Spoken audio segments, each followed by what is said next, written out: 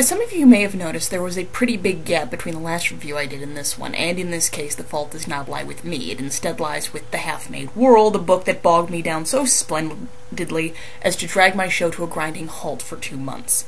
Ultimately, in my eyes, the plot of this book is fairly standard issue, as, for example, the dual faction concept in which two fundamentally different clans or political parties duke it out over the course of the novel, has become popular in steampunk fiction and is alive and kicking in The Half-Made World. Then there's the usual slew of madhouses, bizarre technology, strange animals, and even stranger people.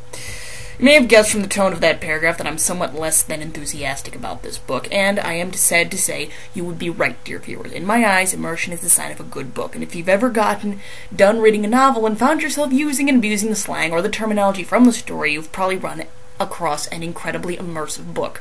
Immersion is what really makes a story go. It's what allows you to understand and identify with the characters. Without it, a book in my mind pretty much isn't worth a damn, and simply put, The Half-Made World failed to immerse me. Now, why that is anyone's guess, aside from certain novels that are, on average, immersive to all who read them, such as Lord of the Rings and Harry Potter, etc. No, Twilight does not count. Immersion is usually something that varies from person to person, as, for example, I found Goethe's Faust, The Edged City, and the Doctrine of Labyrinth series to all be incredibly good stories that I could dive into and be absorbed by.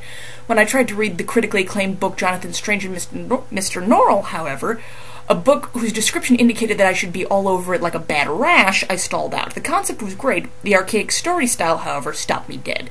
The same thing happened with The Half-Made World, give or take, except that I wasn't all that enthusiastic about the plot from the get-go. As such, dragging myself through the novel was a near Herculean effort, one that I forced myself to accomplish for you, my dear viewers. Now, you can go and read it if you like. It's perfectly likely that this review hinges more on a matter of taste than a matter of talent. If, however, you do not like it, don't feel bad for using it as a paperweight, a flower press, or something to prop up an uneven table leg. That's it for now. Next time I review Priest.